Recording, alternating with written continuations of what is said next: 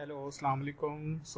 ये जो कोर्स है हमारा that is discrete mathematics, discrete structure का कोर्स है हमारा, जिसके अंदर हम बेसिक लॉजिक पढ़ेंगे। लेक्चर नंबर 1 और truth table, laws of logic, ये सारी चीज़ें हम कवर कर रहे होंगे शुरू के लेक्चर्स के अंदर। मेन जो ऑब्जेक्टिव है हमारा इस कोर्स का वो हमारा ये है कि हमें स्टेटमेंट्स बनानी आती हैं, उन स्टेटमेंट से प्रोपोजिशन डिज़ाइन करनी आती हो, हमें फॉर्मल लॉजिक का पता हो कि फॉर्मल लॉजिक क्या चीज़ होती है और हम एक्सप्रेस कैसे कर सकते हैं फॉर्मल लॉजिक से स्टेटमेंट को। इसी तरह से हम रिकर्सिवली टर्म्स को कैसे डिफ़ाइन कर सकते हैं, रिकर्सिवनेस होती क्या है एक्चुअली, रिलेशंस क्या होते हैं, और हम मैथमेटिकल इंडक्शन के थ्रू किसी भी लॉ को किस तरह से प्रूव कर सकते हैं। बेसिक जो हमारा ऑब्जेक्टिव है वो ये है कि हमने लॉजिक्स के थ्रू डिफरेंट आर्गूमेंट्स को प्रूव करना है।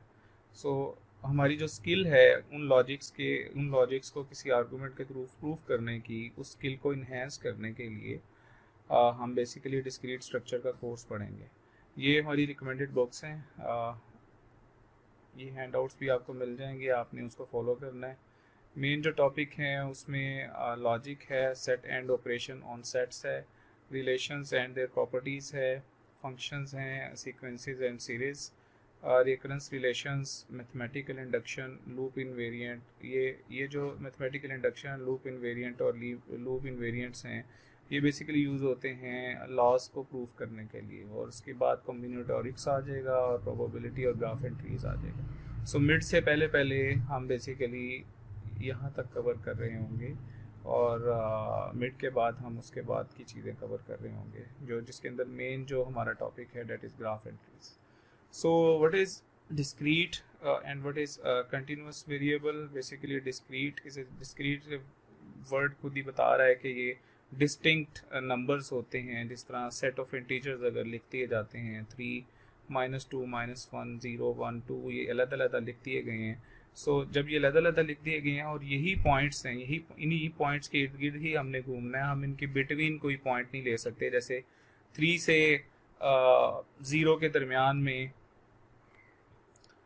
-3 से 0 के दरमियान में हम -2.5 नहीं ले सकते, हम सिर्फ -2 को कंसीडर कर सकते हैं, बिकॉज ये डिस्टिंक्ट नंबर्स हमें दे दिए गए हैं जिनके ऊपर हमने वर्किंग करनी है। इस तरह के जो नंबर्स होते हैं जो कि डिस्टिंक्ट होते हैं उनको डिस्क्रीट वेरिएबल्स कहा जाता है। और दूसरे सेट ऑफ रियल नंबर्स होते हैं जिसमें आप ये इशारिया वाली वैल्यूज़ और ये जो कंटिन्यूस वैल्यूज़ होती हैं इनको भी गेट कर सकते हैं।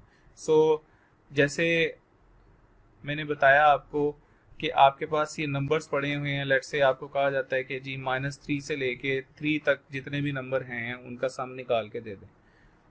अगर तो आप सिर्फ -3, -2, -1 को कंसीडर कर रहे हैं तो फिर तो सम आ जाएगा। लेकिन अगर आप कंसीडर करें तो -3 से -2 ही आपकी इनफाइनाइट वैल्यूज़ आ जाती हैं। कैसे इनफाइनाइट वैल्यूज़ आती हैं? अगर आप कंसीडर करें 0 से 1, तो 0 से 1 में 0.1 भी आ जाता है, 0.11 भी आ जाता है, 0.111 भी आ जाता है। 0 से लेके 1 तक इनफाइनाइट नंबर बन जाते हैं जिनका सम नहीं निकल सकता। ये जो सेट ऑफ इंटीजर्स हैं ये बेसिकली आपके कंटिन्यूस वेरिएबल्स हो जाएंगे।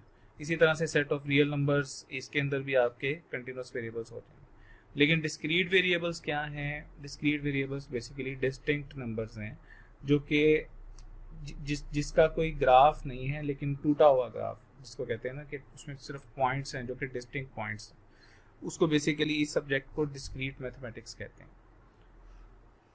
लॉजिक क्या चीज़ होती है? Logic is basically a study of the principles and methods that distinguish between a valid and invalid argument. It's basically a study, logic is basically a study जिसके अंदर हम प्रिंसिपल्स पढ़ते हैं और मेथड्स पढ़ते हैं जो कि आर्गुमेंट को वैलिड करने के लिए या इनवैलिड करने के लिए यूज़ होते हैं। लॉजिक में बेसिकली वो प्रिंसिपल्स यूज़ होते हैं जिनसे हम आर्गुमेंट को या तो प्रूव कर सकते हैं कि ये आर्गुमेंट वैलिड है, या हम ये प्रूव कर सकते हैं कि ये आर्गुमेंट आपका इनवैलिड है। ठीक है, हम लॉजिक को इस जुमरे में लेते हैं। सिंपल स्टेटमेंट क्या चीज़ होती है? Simple statement is actually a declarative sentence. जिस तरह का बिल्कुल सिंपल एक सेंटेंस होता है, आप इसको कह सकते हैं कि एक सिंपल स्टेटमेंट है। जस्ट लाइक एग्जांपल है 2 + 2 = 4. This is just a mathematics जिसके अंदर आपको एक चीज़ बता दी गई है, जिसमें बता दिया गया जी 2 + 2 = 4. और जो अखज़ हो रही है चीज़ 2 + 2 = 4, that is this type of statement is also called proposition.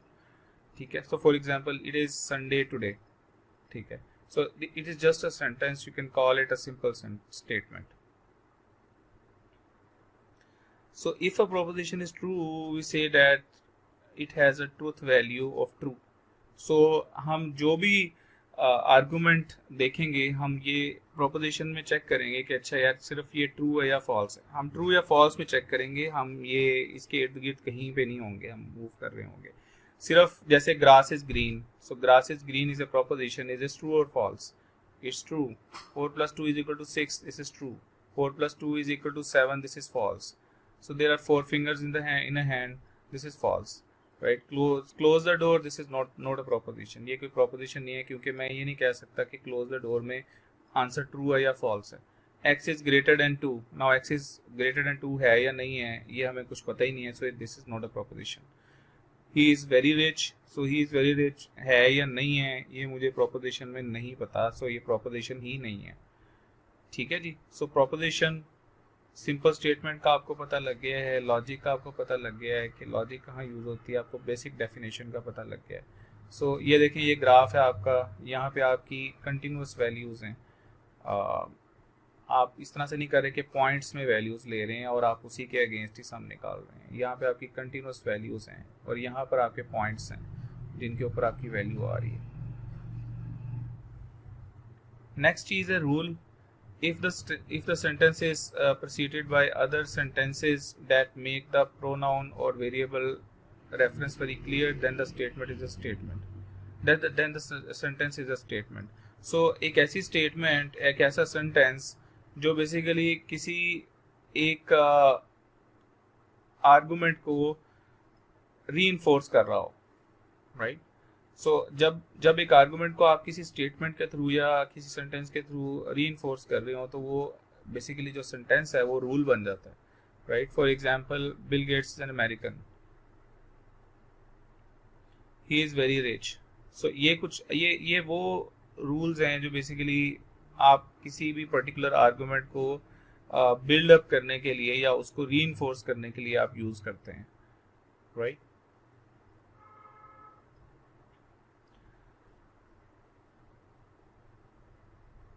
सो कौन सी स्टेटमेंट है, कौन सी नहीं है, यहाँ अंडरस्टैंडिंग हमारी डेवलप होगी एग्जांपल्स के through. For example, x + 2 is positive. Now x + 2 is positive और not, we don't know, so it's not a statement. So may I come in is not a statement, it's just a question, right? Logic is interesting, it's a statement जो कि किसी चीज़ को reinforce कर रही है, right? It is hot today, ये भी एक स्टेटमेंट है जो किसी को जो किसी सेंटेंस को रीइंस्टेट कर रही है, रीइंफोर्स कर रही है. -1 is greater then 0. So -1 is greater then 0, it's also a statement. Basically जो ये चेक करने के लिए कि ये जो ग्रेटर देन है या लेस देन है या इक्वल टू है, ये चेक करने के लिए है कि क्या ये इससे बड़ा है या नहीं राइट हैंड साइड से. सो है या नहीं ये चीज़ मैटर नहीं करती, रीइंफोर्स कर रहे हैं आप, तो that becomes a statement. So x + y = 12, it's not a statement. क्यों नहीं है स्टेटमेंट? क्योंकि इसमें कुछ क्लैरिटी नहीं है कि x में क्या है और y में क्या है. उसके बाद आ जाती है कंपाउंड स्टेटमेंट. अगर आप सिंपल स्टेटमेंट्स को मिला देते हैं, आपस में मिक्स कर देते हैं, तो आपकी कंपाउंड स्टेटमेंट्स बन जाती हैं. कंपाउंड स्टेटमेंट्स में आप क्या करते हैं कि आप लॉजिकल कनेक्शंस यूज़ करते हैं. लॉजिकल कनेक्शंस की एग्जांपल क्या हो सकती है पॉसिबल? लॉजिकल कनेक्शंस की एग्जांपल आप पढ़ चुके हैं. पहले आपने गेट कुछ पढ़े हैं, कनेक्टिव्स पढ़े हैं, एंड गेट पढ़ा है, और गेट पढ़ा होगा आपने. लेकिन हम दोबारा थोड़ा सा रिपीट कर लेते हैं कि फॉर एग्जांपल मैं कहता हूँ 3 + 2 = 5 and Lahore is a city in Pakistan. So ये जो पहली लाइन है ये भी ट्रू है, ये जो दूसरी स्टेटमेंट है ये भी ट्रू है, और दरमियान में एंड लगा हुआ है, तो आपका टोटल आंसर ट्रू आएगा. इसी तरह से द ग्रास इज ग्रीन और it is hot today. So grass is green is true, it is hot today. Let's say ये फॉल्स हो जाती है, तो फिर भी आंसर आपका एक स्टेटमेंट ट्रू है और एक स्टेटमेंट फॉल्स है, तो आपका टोटल आंसर ट्रू आ जाएगा, और लगा हुआ है दरमियान में। सो एंड और नॉट, ये गेट हम अभी पढ़ेंगे, कनेक्टिव्स पढ़ेंगे सारे। उसके बाद है जी discrete mathematics is not difficult to me, right. So ये स्टेटमेंट ट्रू है या फॉल्स है, ये हम देखेंगे कि कनेक्टिव इसमें कौन सा यूज हो रहा होगा। सो हमारे जो मेन लॉजिकल कनेक्टिव्स हैं उनमें एंड है, और है, नॉट है, राइट। सिंबॉलिक रिप्रेजेंटेशन के अंदर जो एंड और नॉट गेट है वो किसी स्टेटमेंट के थ्रू हमें पता लग रहा होता है कि क्या चीज़ ट्रू है, क्या चीज़ फॉल्स है। सो कोई स्टेटमेंट है, let's say Islamabad is the capital of Pakistan. So now Islamabad is the capital of Pakistan, इस स्टेटमेंट को हम P से रिप्रेजेंट करते हैं। And 17 is divisible by 3 statement को हम Q से रिप्रेजेंट करते हैं, राइट। सो नाउ हमारे जो कनेक्टिव्स हैं वो कौन कौन से हैं? हमारे कनेक्टिव्स हैं निगेशन, हमारा कनेक्टिव है कंजंक्शन, तीसरा हमारा जो कनेक्टिव है वो हमारा है डिसजंक्शन, चौथा इसी तरह से हमारा कनेक्टिव है जो कि कंडीशनल स्टेटमेंट है, और पांचवा जो है वो बाई कंडीशनल है। निगेशन कहता है कि यार मुझे जो भी स्टेटमेंट कही गई है, मुझे अगर P स्टेटमेंट कही गई है तो P में जो स्टेटमेंट लिखी गई है मैं उसकी निगेशन कर दूंगा, मैं उसको उल्टा कर दूंगा। फॉर एग्जांपल P में लिखा गया है Islamabad is the capital of Pakistan, तो you will write negation of P, और उसमें आप लिखेंगे Islamabad is not the capital of Pakistan. So not आप लगा देंगे, जो भी स्टेटमेंट होगी उसका उलट आप बोल देंगे। कंजंक्शन में क्या होगा, एंड गेट आ जाएगा। एंड गेट की जो सिंबल है वो ये है, और हैट साइन इसको कहते हैं। और एंड गेट में क्या होता है कि आप लिख देंगे Islamabad is the capital of Pakistan, and gate लगाएंगे, दरमियान में हैट लगाएंगे, और एंड लिखेंगे 17 is divisible by 3, right. Disjunction में क्या होता है कि आप लिखेंगे Islamabad is the capital of Pakistan, और ये डिसजंक्शन बेसिकली और को रिप्रेजेंट करता है। सो और 17 इज डिविजिबल बाय 3। इसी तरह से कंडीशनल है, कंडीशनल के अंदर मीनिंग आ जाता है कि if only, if and then statement में एरो से रिप्रेजेंट किया जाता है सिंबल में, राइट। सो एरो में किस तरह से रिप्रेजेंट करना है, जब मैं ये स्टेटमेंट बोलूंगा तो मैं कहूँगा if Islamabad is the capital of Pakistan then 17 is divisible by 3, right. So आपने जो भी स्टेटमेंट हैं वो आपने इन्हीं कनेक्टिव्स के अंदर चेंज करनी है एट द एंड। उसके बाद बाई कंडीशनल आ जाता है, बाई कंडीशनल के अंदर इफ एंड ओनली इफ आ जाता है। So if Islamabad is the capital of Pakistan, if and only if 17 is divisible by 3। सो ये देखें, ये मैंने सारी एग्जांपल्स अभी आपको दी थी, यही एग्जांपल्स उसने यहाँ पर लिख दी हैं हैंडआउट के अंदर। आप इसको खुद पढ़ के प्रैक्टिस करके आप जज कर सकते हैं, देख सकते हैं। उसके बाद जो हमारा मेन वर्कआउट आता है वो ये आता है कि हमारे इंग्लिश के सेंटेंसेस दिए जाएंगे और हमने उसको सिंबल्स में कन्वर्ट करना है। ये क्वेश्चन भी आ सकता है। सो P एक स्टेटमेंट है, लेट्स से उस P की स्टेटमेंट के अंदर लिखा है इट इज़ हॉट, और Q की स्टेटमेंट में लिखा है it is Sunny. So now अगर आप निगेशन ऑफ P लिखेंगे तो क्या होगा, P एंड Q लिखेंगे तो क्या होगा, P और Q लिखेंगे तो क्या होगा, negation of P and Q लिखेंगे तो क्या होगा। सो ये स्टेटमेंट लिखी हुई है और उसके अगेंस्ट उसकी सिंबॉलिक फॉर्म लिखी हुई है।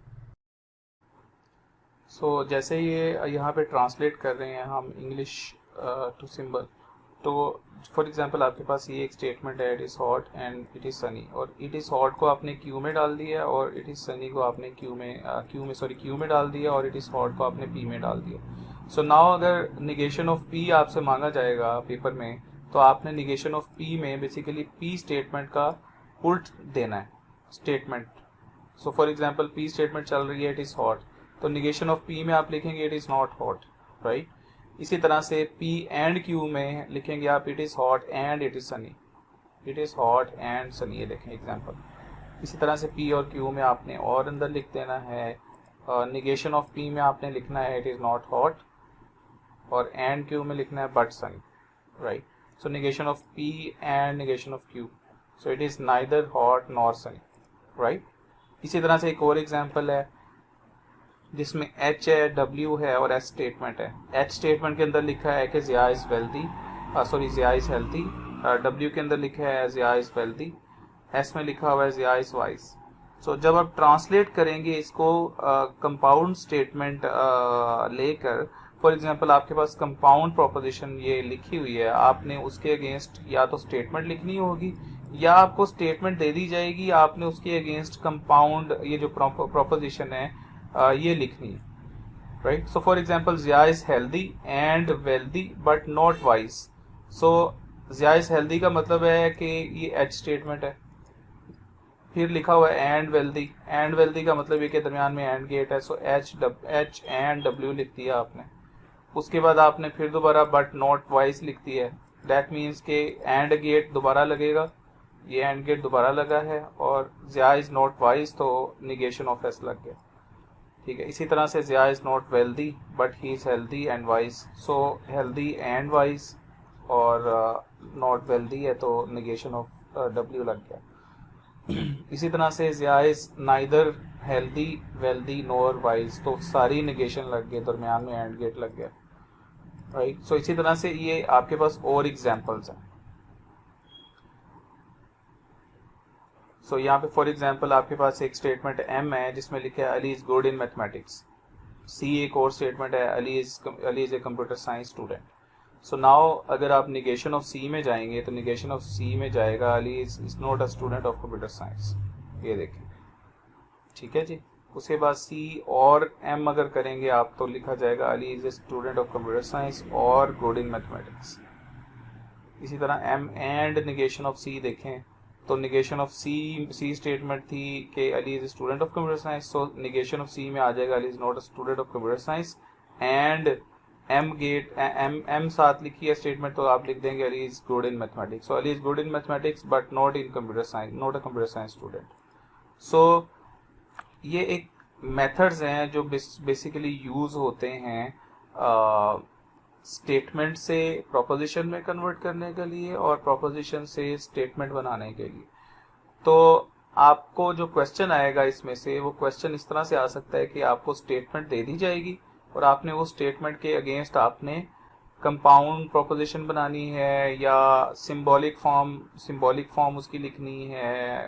डिफरेंट तरह से मतलब क्वेश्चन में लिखा हो सकता है कि आप सिंबॉलिकली लिख दो या कंपाउंड प्रोपोजिशन लिख दो या फिर आप किसी सेंटेंस की फॉर्म में लिख दो, राइट। लेकिन आपने स्टेटमेंट नहीं यूज करनी, एग्जैक्ट स्टेटमेंट नहीं यूज करनी, आपने उसकी जगह पी क्यू आर की फॉर्म में आपने रिप्रेजेंट करना है किसी भी स्टेटमेंट को।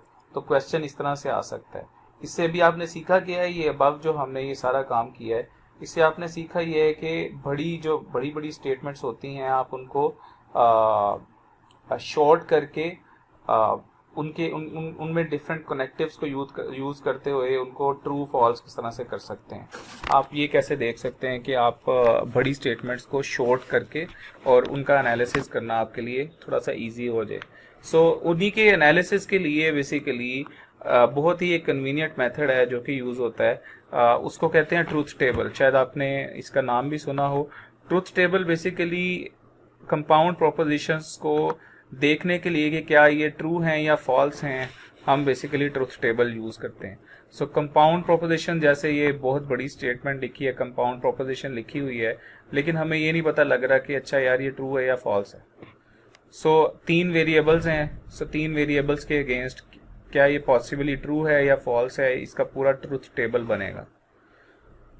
सो हर एक जो भी कनेक्टिव हमने पढ़ा है उसके अगेंस्ट एक पूरा ट्रूथ टेबल बनेगा। सो फॉर एग्जांपल निगेशन का हमने पढ़ा है, निगेशन में हम जो भी हमें पी स्टेटमेंट दी जाती है हम उसका उलट कर देते हैं। सो ट्रूथ टेबल बन जाएगा कि अगर उसमें ट्रू आपने दी है वैल्यू तो निगेशन के अंदर फॉल्स चली जाएगी। इसी तरह से अगर आपने फॉल्स दी है स्टेटमेंट के अंदर, पी स्टेटमेंट के अंदर, तो निगेशन के अंदर ट्रू चली जाएगी। सो उसके बाद कंजंक्शन आ जाती है। कंजंक्शन में क्या होता है, आपका एंड गेट आ जाता है। एंड गेट क्या है, एंड गेट के अंदर आपके पास जैसे अब पी और क्यू 2 वेरिएबल्स हैं, तो 2 वेरिएबल्स हैं तो 2 रेज़ टू द पावर 2 आपकी टोटल नंबर ऑफ पॉसिबिलिटीज बनती हैं। 2 रेज़ टू द पावर 2 कितनी पॉसिबिलिटीज हैं, 4 पॉसिबिलिटीज हैं। सो ट्रू है, ट्रू फॉल्स है, फॉल्स ट्रू है और फॉल्स फॉल्स है। यही 4 पॉसिबिलिटीज बन सकती हैं इस स्टेटमेंट की, और कोई पॉसिबिलिटी नहीं बन सकती 2 वेरिएबल्स के अगेंस्ट।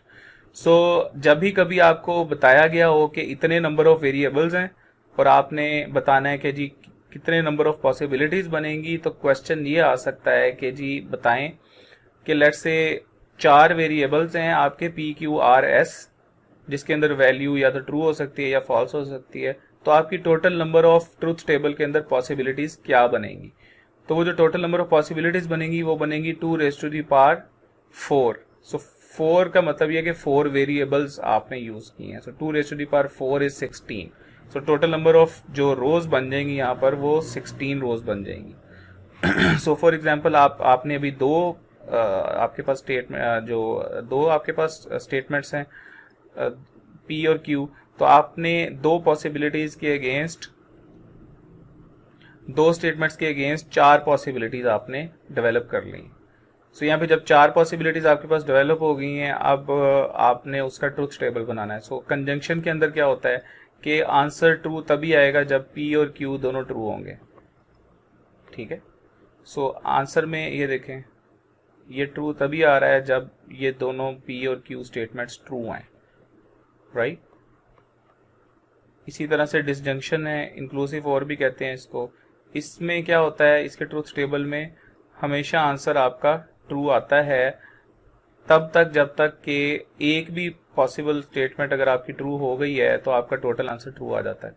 अगर दोनों फॉल्स हैं तो ये देखिए टोटल आंसर आपका फॉल्स आ जाएगा, ठीक है जी। सो इसमें अगर आप लोगों का कोई क्वेश्चन हो, ये वीडियो यूट्यूब पर भी चली जाएगी, अगर इसमें कोई क्वेश्चन हो तो आप इसमें क्वेश्चन कर सकते हैं। नीचे कमेंट सेक्शन दिया हुआ है, उसके अंदर आप क्वेश्चन कर लीजिए। लेक्चर नंबर 2 में बेसिकली हमारे पास कुछ एग्जांपल्स हैं, कुछ प्रैक्टिस क्वेश्चंस हैं। For example negation of P and Q है, तो उसका हमने ट्रूथ टेबल डेवलप करना है। सो पी और क्यू के अगेंस्ट ये पॉसिबिलिटीज हैं। सो नंबर ऑफ पॉसिबिलिटीज को लिखने का एक वे आउट है, एक तरीकाकार है। वो तरीकाकार क्या है? फॉर एग्जांपल आपके दो वेरिएबल्स हैं, एक पी है और एक क्यू है। सो पी में एक स्टेटमेंट पड़ी है, क्यू में दूसरी स्टेटमेंट पड़ी है। सो दो वेरिएबल्स हैं आपके, तो दो वेरिएबल्स के अगेंस्ट आपकी टोटल नंबर ऑफ पॉसिबिलिटीज 2⁻² बन गई, 4 पॉसिबिलिटीज बन गई। ये देख रहे हैं आप, चार रोज हैं बेसिकली। सो 4 रोज को हमने लिखना किस तरह से? ऐसा भी तो हो सकता है कि हम कोई एक पॉसिबिलिटी बाद में मिस कर जाएं और हमारा क्वेश्चन गलत हो जाए, तो उस पॉसिबिलिटी को हम इस तरह से लिखें कि हमारी सारी पॉसिबिलिटीज लिखी जाएं। उसका तरीकाकार ये है कि आप पी स्टेटमेंट लिख रहे हैं, अगर आपके दो वेरिएबल्स हैं तो 2 दफा ट्रू लिखें, शुरू में पी के 2 दफा ट्रू लिखें, 2 दफा फॉल्स लिखें। क्यू में 1 दफा ट्रू लिखें, 1 दफा फॉल्स लिखें, फिर ट्रू लिखें, फिर फॉल्स लिखें, आपकी टोटल नंबर पॉसिबिलिटीज पूरी हो जाएंगी। अगर 3 वेरिएबल्स हैं तो 2⁻³ आपकी टोटल नंबर ऑफ पॉसिबिलिटीज बन जाएंगी, टोटल 8 पॉसिबिलिटीज बन जाएंगी। तो आप जो P वेरिएबल लेंगे, Q लेंगे और एक R भी नया वेरिएबल होगा, तो P के अंदर 4 दफा ट्रू लिखेंगे, फिर 4 दफा फॉल्स लिखेंगे। ये देखें, 4 दफा ट्रू लिखेंगे, 4 दफा फॉल्स लिखेंगे। फिर Q के अंदर 2 दफा ट्रू लिखेंगे, 2 दफा फॉल्स लिखेंगे, फिर 2 दफा ट्रू लिखेंगे, फिर 2 दफा फॉल्स लिखेंगे।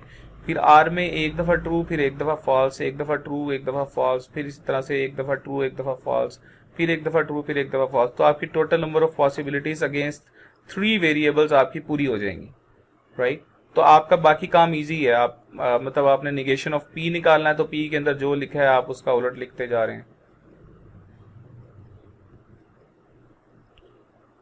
इसी तरह से negation of P and Q निकालना है, तो आपके लिए इजी है। निगेशन ऑफ P में जो लिखा हुआ है उसका एंड गेट है Q के साथ, फॉल्स ट्रू है, एंड गेट में फॉल्स होगा, ये भी फॉल्स हो जाएगा, ये ट्रू हो जाएगा क्योंकि दोनों ही ट्रू हैं, ये भी फॉल्स हो जाएगा क्योंकि एक भी फॉल्स हो तो फॉल्स हो जाता है आंसर एंड गेट में, राइट जी।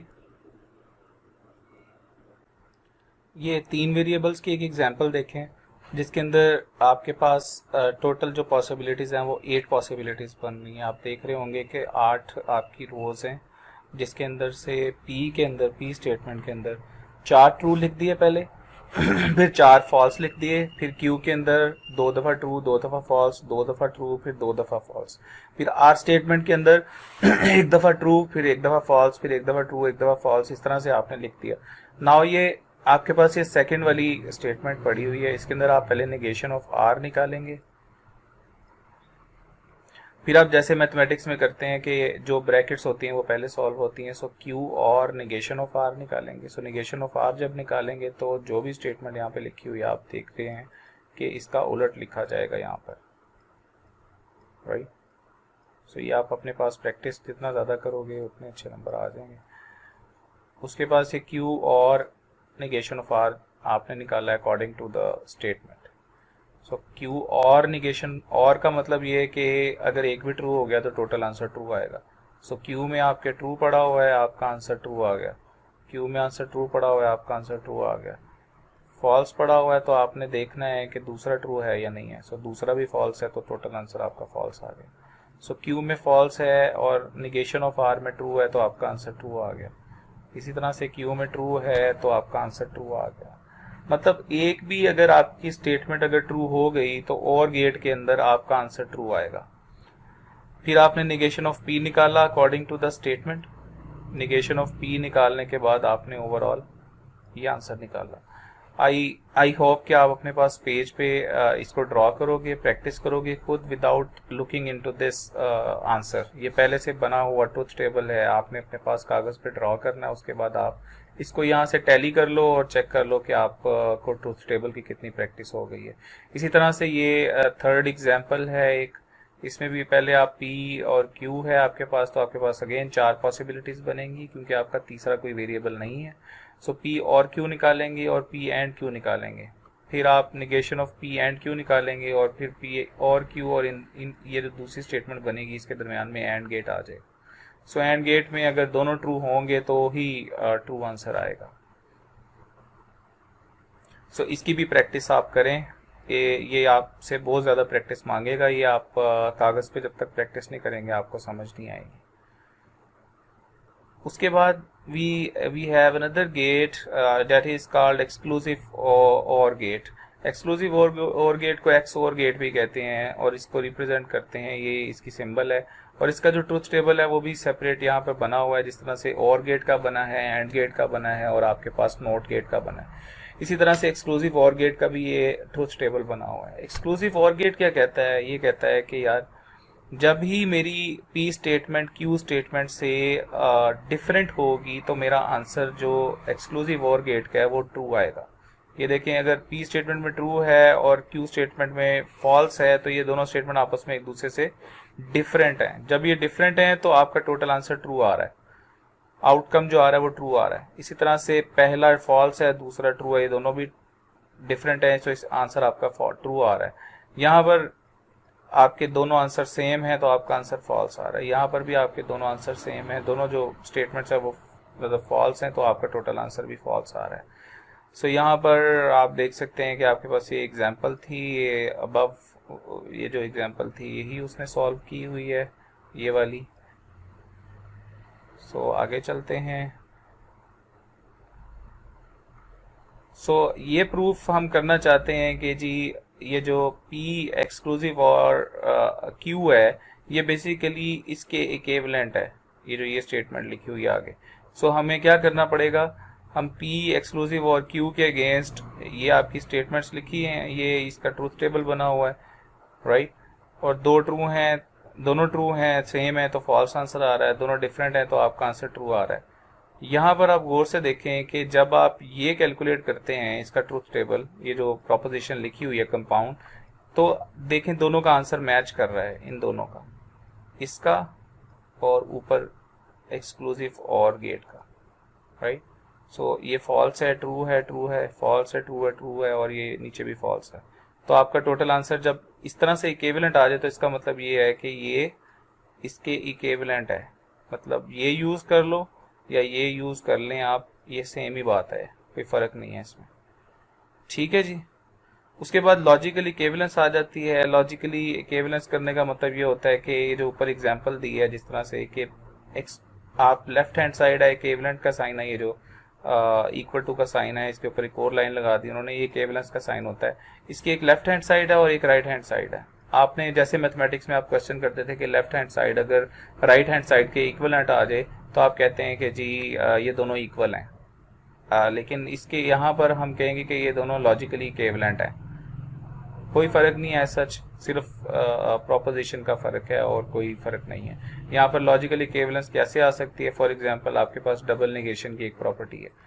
डबल नेगेशन की प्रॉपर्टी कहती है कि अगर आपके पास P एक स्टेटमेंट है और अगर आपकी नेगेशन लेते हैं और उस नेगेशन की आप अगेन नेगेशन ले लेते हैं तो वो एक्चुअली P के इक्वल आ जाती है। ये उसका नीचे ट्रूथ टेबल बना हुआ है कि अगर ट्रू है तो उसकी नेगेशन फॉल्स होगी और उस नेगेशन की अगेन नेगेशन अगर लेंगे तो वो मजीद ट्रू हो जाएगी। ये जब ट्रू होगी तो ये इसके इक्विवेलेंट आ जाएगा जो वैल्यू P की थी। इसको डबल नेगेटिव प्रॉपर्टी कहते हैं।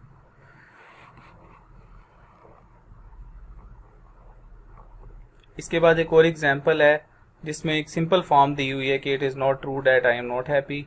अगर आपने इसका नेगेटिव डबल नेगेटिव प्रॉपर्टी लगानी हो तो आप लिखेंगे P के अगेंस्ट लिख देंगे I am happy, negation of P में लिख देंगे I am not happy, negation of P में लिख देंगे it is not true that I am not happy. So that is also equivalent to P, that means that I am happy, right. उसके बाद ये logical equivalence आ जाती है। ये आपके पास लेट्स से लेफ्ट हैंड साइड है और ये आपकी राइट हैंड साइड है। आपने प्रूफ करना है कि ये लॉजिकली इक्विवेलेंट है या नहीं।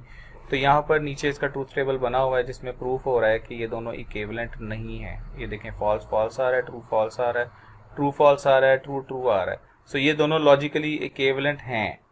सो यू विल से कि कहाँ कहाँ ये डिफर कर रहे हैं, किधर किधर डिफर कर रहे हैं ये। यहाँ पर डिफर कर रहे हैं, जहाँ पर ये ट्रू है वहाँ पे ये फॉल्स है, यहाँ पे ये ट्रू है, यहाँ पे ये फॉल्स है।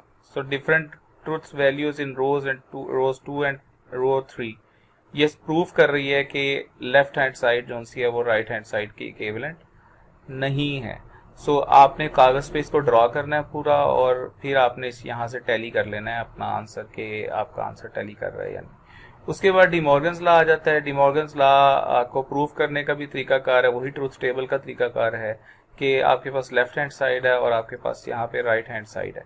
और इसी तरह से ये दूसरा लॉ है जो और का है, इसकी भी एक लेफ्ट हैंड साइड है, राइट हैंड साइड है। आप अपने पास ट्रूथ टेबल बनाएं इसके और इन दोनों को प्रूफ करें, इन दोनों लॉज को, कि ये दोनों इक्वल हैं। उसके लिए एक वीडियो है, वो वीडियो आप देख लीजिए। Okay, in this video we're going to take an intuitive approach to De Morgan's laws, which apply to logical statements and negations. And I want you to realize that you don't need to memorize these laws, but you can think of them in a way that makes sense. So you can always take them with you wherever you go. And the idea is that, and the laws state that if you negate, this is the negation sign, P and Q, what is logically equivalent to this? So in other words, if you take P and Q and you're always taking the opposite of that, is there another way to do that? Well, there is. If you almost think of the distributive property in some senses, you can distribute this sign. So it becomes, instead of P, you have not P.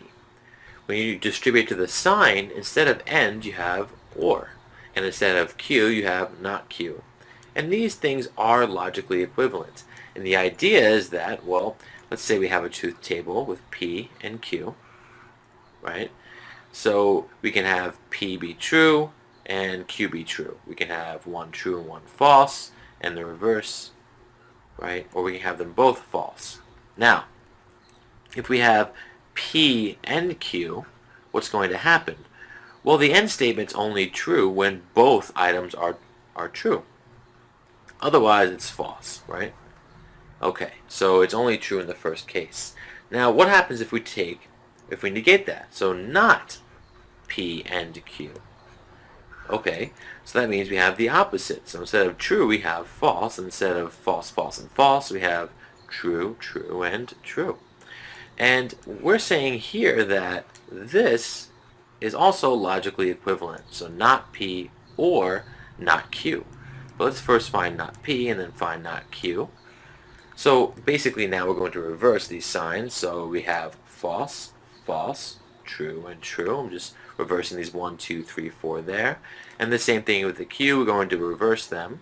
So whenever it's true, it becomes false. Whenever it's false, it becomes true. Right? So we have, and sorry, my handwriting's a little sloppy, I realize. We have false, true, true. So now we have not P or not Q. right? That's what we're finding. So if we're correct here, and this is why there's no need to memorize, we should get the exact same thing that we get here, because if they're logically equivalent, they'll give us the same output of false and true. If it's not correct, if we made a mistake somewhere, often students forget, is it or is it and? Which one do we do? I can't remember it. Well, plug it into the table here and see which one works. So here, let's plug this in. So first we have an or statement to deal with, and first we have two false statements. That means when you have an or statement and they're both false, it's still false. If one of them is true, it's true. False, true. True, false is true. And then lastly, a true or a true is true.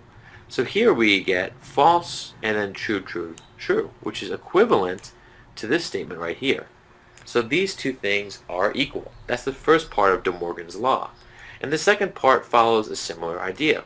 The second part just says, okay, well, what if we're negating, let's negate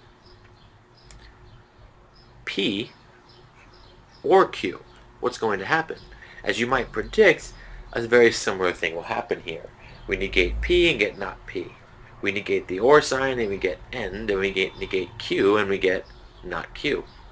And if we don't believe that this is true, we can set up a truth table to test the validity. So let's do that real quick, because like I said, I really believe there's no need to memorize any of this here. So again, we start with P and Q, though I should do lowercase q, because that's what I'm writing up here. So P could be true, and so could Q. We could have true and false, we could have false and true, or both terms could be false, right? Okay, if that's true, we're trying to test an or statement here, so let's find out P or Q. Well, remember, with an or statement, you only have a false result if both terms are false. So that means we'll have true, true, true, and false. Now we're negating that statement, right? We're saying not P or Q, so that would mean, if we follow, of course, the order of operations, we solve parentheses first and then negate that. So that means we'll get the opposite results. We'll get false, false, false, and true. So we're trying to determine, is this logically equivalent? Not P and not Q. So what I would do then is list out not P, list out not Q, to see what's happening. And this again is just going to reverse all of our truth values in the first two columns. So we get false, false, true, and true, and false, true, false, true. So we can finish this off finally by saying, well, what's the value of not P and not Q? So with an AND statement, again, you only have a true result when both terms are true. So here, right, true and true is true, otherwise we have false results, right? We're looking at these combinations here. So that means we get false, false, false, true, which is exactly the same thing that we got with originally. So these two are equal, and this is in fact correct. So we can quickly set up these truth tables to evaluate. So आपने देखा कि D Morgan's law basically prove किया है इसने कि left hand side right hand side के equivalent कैसे आ रही है, राइट? सो आपने क्या करना है कि आपने अपने पास प्रैक्टिस करनी है ये जितनी भी एक्सरसाइज के क्वेश्चंस हैं उनके अगेंस्ट, राइट? उसके बाद एक और कॉन्सेप्ट है, that is called tautology. Tautology क्या चीज़ होती है? टोटोलॉजी ऐसी स्टेटमेंट होती है जो हमेशा ट्रू ही होती है. फॉर एग्जांपल, अगर आप P लिखें और नेगेशन ऑफ P लिखें, और P और नेगेशन ऑफ P एक कंपाउंड स्टेटमेंट है या सिंपल स्टेटमेंट कह लें आप, ये हमेशा टोटोलॉजी होगी. आपने प्रूफ करना है कि ये टोटोलॉजी है. सो आप क्या करेंगे, इसका ट्रूथ टेबल बनाएंगे. अगर इसकी सारी की सारी वैल्यूज ट्रू आ जाएंगी तो आपकी जो स्टेटमेंट होगी that is called a tautology. इसी तरह से कॉन्ट्राडिक्शन है. कॉन्ट्राडिक्शन क्या होता है कि कॉन्ट्राडिक्शन में सारी की सारी वैल्यूज आपकी फॉल्स आ रही होती हैं. जो स्टेटमेंट आपकी है वो ओवरऑल फॉल्स हो रही होती है, कंपाउंड स्टेटमेंट. सो इसकी भी कुछ एग्जांपल्स हैं. आप इसको भी ट्रूथ टेबल के थ्रू सॉल्व कर सकते हैं और देख सकते हैं कि क्या ये टोटोलॉजी है या नहीं है. सो टोटोलॉजी यहाँ पे लेफ्ट हैंड साइड है फॉर एग्जांपल, और इक्विवेलेंट टू P लिख दिया इसने, तो P में ट्रू और फॉल्स आ रहा है और टोटोलॉजी में ट्रू ट्रू है, क्योंकि टोटोलॉजी में तो सारी स्टेटमेंट ही ट्रू होती है. सो सारी पॉसिबिलिटीज़ ही ट्रू हो जाएंगी इसमें. इसी तरह से P एंड कॉन्ट्राडिक्शन करेंगे तो वो इक्वल टू कॉन्ट्राडिक्शन आ जाएगा. सो ये इसकी आपने प्रैक्टिस करनी है ज़्यादा से ज़्यादा। इसी तरह से लेफ्ट हैंड साइड है, ये पूरी एक कंपाउंड प्रोपोजिशन दी हुई है और कहा गया है कि इसका ट्रूथ टेबल बना के देखें कि आपका टोटल आंसर जो सा वो टोटोलॉजी है या नहीं। सो ये आप कागज़ पे सॉल्व करोगे और फिर चेक करोगे यहाँ पर हैंडआउट्स में। Now what can be proposition and what will not be proposition, ठीक है, इसकी हमारे पास एग्जांपल्स हैं। ओके कि जी हमारे पास इस तरह से ही क्विज के अंदर भी एग्जांपल्स आ सकती हैं कि यार बताएं कि ये प्रोपोजिशन या सिंपल स्टेटमेंट है या नहीं है, ठीक है। So we have these are propositions and these are not propositions. So for example, close the door. Now this close to door is not true, not false, not clear. So this is not proposition. We have x is greater than 2. What does that mean? x में आपको पता ही नहीं है क्या value पड़ी हुई है. So you can't say true, you can't say false. Right? That means this proposition is not actually a proposition. ठीक है, ये जो स्टेटमेंट है ये प्रोपोजिशन नहीं है, क्योंकि इसके बारे में क्लियर ही नहीं है कि ये ट्रू है या फॉल्स है. He is very rich for example, ठीक है, there is no proofs of that कि जी इज रिच और नॉट, लेकिन हमारे पास ट्रू और फॉल्स की कोई चीज है ही नहीं, पता ही नहीं है हमें. So that means this statement is not a proposition. So 4 plus 2 is equal to 6. This is true. This is proposition. 4 plus 2 is equal to 7. This is false. This is also a proposition. Grass is green. Of course, this grass is green. तो हमारे पास ये proposition होगी. There are 4 fingers in the hand. ठीक है. This can be different. लेकिन commonly ऐसे ही होता है कि 4 जो सी होती हैं वो fingers होती हैं. तो this is true. That means this is proposition. Yes, sir. So if the statement is preceded by other statements, sentences, किसी और सेंटेंस के साथ वो प्रोसीड कर रही हूँ, so that makes the pronoun और वेरिएबल रेफरेंस क्लियर, ठीक है, तो उस सेंटेंस को हम स्टेटमेंट कहेंगे. मतलब एक सेंटेंस की बेस पे दूसरी स्टेटमेंट आ रही है आपकी, ठीक है, अगर ये होगा तो ये चीज हो जाएगी, ठीक है, तो that is called a statement.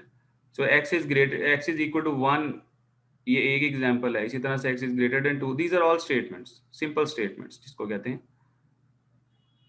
ठीक है. So this x plus 2 Yes, sir. is positive. This x plus 2 is positive. This is not a statement, right? So may I come in, for example, this is not a statement. Logic is interesting. That is a statement. ठीक है. इसी तरह से it is hot today. ये भी एक statement है. -1 is greater than 0. ये चाहे गलत हो, चाहे true हो, चाहे false हो, ये एक statement जरूर है. इसी तरह से x plus y is equal to 12 है, तो ये एक statement नहीं है, ठीक है, क्योंकि ये कोई मैसेज नहीं पास किया जा रहा, या ट्रू या फॉल्स में, ठीक है. एक्स में कुछ भी वैल्यू हो सकती है, वाई में कुछ भी वैल्यू हो सकती है. जिस तरह ये स्टेटमेंट्स होती हैं उसी तरह से कंपाउंड स्टेटमेंट्स भी होती हैं, राइट. इकट्ठी स्टेटमेंट्स भी होती हैं, मतलब उनमें एंड भी लगा होता है, और भी लगा होता है, और नॉट भी लगा होता है. बेसिक इंग्लिश में जो सेंटेंसेस होते हैं, ठीक है. Yes. सो यहाँ पर फॉर एग्जाम्पल लिखा हुआ है 3 + 2 = 5 and Lahore is a city of Pakistan, ठीक है, तो ये ट्रू है, this is true, right, and this is also Yes, true. true है. उसके दरमियान में एंड लगा हुआ है, तो what does that mean? Total statement हमारी क्या हो जाएगी? True. हमारी टोटल स्टेटमेंट ट्रू हो जाएगी, ठीक है. तो ये कंपाउंड स्टेटमेंट, ये पूरी एक कंपाउंड स्टेटमेंट है, ठीक है. तो ये जो और गेट लगा हुआ है दरमियान में, और की स्टेटमेंट लगी हुई है, ये भी एक कंपाउंड स्टेटमेंट की एग्जांपल है. इसी तरह से discrete mathematics is not difficult to me, ठीक है, एट द टाइम दसेगा. This is also a statement. So these are all called logical connectives, ठीक है. सो हमारे पास ये जो लॉजिकल कनेक्टिव्स हैं, जो कंपाउंड स्टेटमेंट्स हैं, इन कंपाउंड स्टेटमेंट्स को बेसिकली हम सिंबॉलिकली रिप्रेजेंट भी कर सकते हैं. Okay, so we can represent the sentences in the form of mathematics, ठीक है. Yes. For example we have statement और उसमें PQR है, हमारे पास कुछ लेटर्स हैं जो के डिफरेंट सेंटेंसेस को डिनोट कर रहे हैं या रिप्रेजेंट कर रहे हैं. We have P that is equal to Islamabad is the capital of Pakistan, और Q में लिखा हुआ है 17 इज डिविजिबल बाय 3. तो अगर ये देखिए, ये हमारे पास लॉजिकल कनेक्टिव्स हैं। निगेशन है तो हम उसको निगेशन को इस तरह से रिप्रेजेंट करते हैं। ये आपने सारी चीज़ें पढ़ी हुई हैं यार। एंड है तो इस तरह से रिप्रेजेंट करते हैं, और है तो इस तरह से। ये एरो होता है कंडीशनल को, कि अगर ये चीज़ ट्रू हुई तो देन दूसरी चीज़ ट्रू होगी। इसी तरह से बाई कंडीशनल है, अगर ये पहली वाली ट्रू हुई तो ही दूसरी वाली ट्रू होगी। इफ एंड ओनली इफ है। सो हम एग्जांपल देखते हैं। सो नाउ पी में Islamabad is the capital of Pakistan लिखा है, और क्यू में 17 इज डिविजिबल बाय 3 लिखे। अगर मैं इसको एंड करता हूँ, दरमियान में एंड गेट लगा देता हूँ, तो we can write that Islamabad is the capital of Pakistan and 17 is divisible by. इसी तरह से अगर नॉट है, अगर नॉट पी आ गया है, तो दैट मीन्स के Islamabad is not the capital of Pakistan. It is not the case that Islamabad is the capital of Pakistan, right. So आप बेसिकली सीख क्या रहे हो अभी? आज के लेक्चर में आउटकम क्या निकलेगा? आपके पास सामने स्टेटमेंट पड़ी होगी, सर और ये बस आपने एंड और नोट आएगा, लॉजिक तो कोई नहीं बनेगी। नहीं, अभी कोई लॉजिक नहीं बनेगी। अभी सिर्फ आपने क्या करना है, सेंटेंसेस पढ़े हैं, उन सेंटेंसेस को आपने कन्वर्ट करना है into logical connectives, into statements. Okay sir. ये डिनोट करना सीखो, रिप्रेजेंट करना अभी, ठीक है। ये देखो, यस। अब आपके पास लिखा है, ये पी में लिखा है it is hot, P Q में लिखा है इट इज सनी। सो अगर मैं नॉट ऑफ पी करूं तो वो होगा इट इज नॉट हॉट। अगर मैं पी एंड क्यू करूं, that is it is hot and sunny. So मैं किस तरह से क्वेश्चन पूछ सकता हूं? मैं क्वेश्चन इस तरह से पूछ सकता हूं कि मैं सेंटेंस लिखूंगा और मैं कहूंगा कि यार इसको कन्वर्ट करो सिंबॉलिकल फॉर्म में। या मैं ये पूछ सकता हूँ, सिंबॉलिक फॉर्म पड़ी हुई है, आपने इसको सेंटेंस में कन्वर्ट करना है। यस ठीक है सर। क्लियर है? Yes. Any question?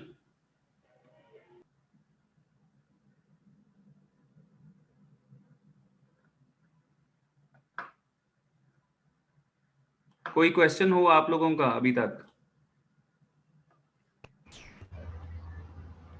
No sir.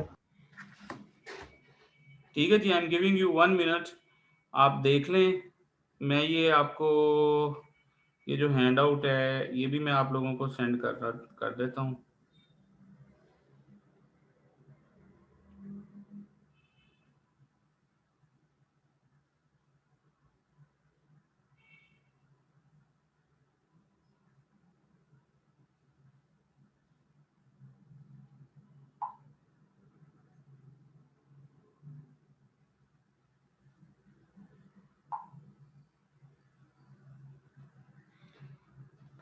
ठीक है जी। Excuse me sir. जी जी। सर ये सेंटेंस जो 4 है, it is not hot but sunny, इसके अंदर नेगेशन तो वो नॉट के लिए आ गया। ये हैट का जो वो है, ये एंड के लिए नहीं होता? हाँ जी, ये एंड के लिए एंड भी लगा सकते हो, बट भी लगा सकते हो। Okay, thank you. ठीक है। सो ये एक एग्जांपल है जिसमें एच है, डब्ल्यू और एस एक स्टेटमेंट पड़ी हुई है जिसमें लिखा हुआ है जिया इज हेल्दी, डब्ल्यू में लिखा है जिया इज वेल्दी, एस में लिखा है Jiya is wise, for example. See so what we can do is कि हम कुछ कंपाउंड स्टेटमेंट्स होगी, उनको हम डिनोट करेंगे in the form of symbolical representation, letters की फॉर्म में। ठीक है। So Jiya is healthy and wealthy but not wise. Jiya is healthy and wealthy, bracket लगी, एंड नॉट वाइज। समझ लग रही बात की? Yes sir. Yes sir. ठीक है। इसी तरह से जिया is not wealthy, Jiya is not wealthy but and he is healthy and wise. ठीक हो गया? सो आपको क्लियरली, आपको मैं स्टेटमेंट्स दूंगा, आपने उन स्टेटमेंट्स को लेटर्स की फॉर्म में और इन गेट्स को यूज करते हुए, एंड और एंड और नॉट गेट को यूज करते हुए आपने सिंबॉलिकल रिप्रेजेंटेशन लिखनी है। और उसके साथ साथ आपको मैं ये सिंबॉलिकल रिप्रेजेंटेशन दूंगा, उसको आप स्टेटमेंट में चेंज करोगे। तो सर जहाँ पे उन लोगों ने कोई हमें एंड और नोट नहीं दिया, तो वहां पे हमने एंड लगा देना है, जिस नहीं, तरह ऐसा नहीं होगा कि लगा नहीं होगा, ऐसा नहीं होगा कि लगा नहीं होगा, लेकिन बट की स्टेटमेंट जो बट की सी है, जगह। हाँ जी, बट की जगह एंड लगाएंगे। Okay sir. ठीक है।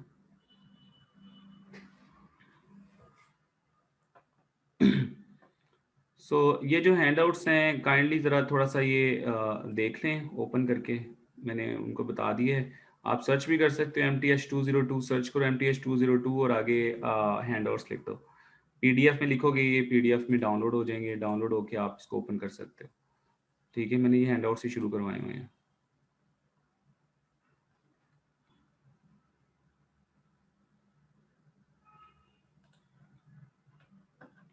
Okay, so the next thing is truth table. Truth table तो पढ़े हुए हैं ना आपने? यस पढ़े। ये ट्रुथ टेबल में कौन कौन से होते हैं ट्रुथ टेबल? यार एक निगेशन का होता है। निगेशन में क्या होता है, जो भी स्टेटमेंट लिखी हुई है उसका आपने उलट करना है।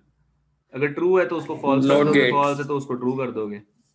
Not gate. ठीक है, इसी तरह से कंजंक्शन है, एंड है। ठीक है, तो एंड केस में अगर दोनों की इनपुट में ट्रू है तो तब आंसर ट्रू आता है, अदरवाइज आंसर फॉल्स आता है। फॉल्स हो जाएगा।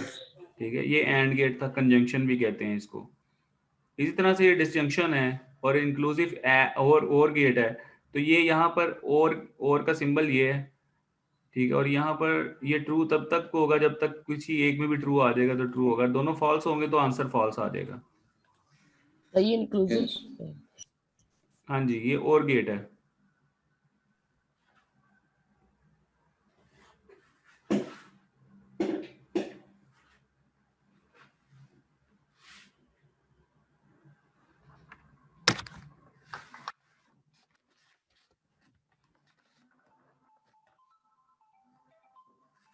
ठीक है जी। सही है, इंक्लूसिव का क्या मतलब है?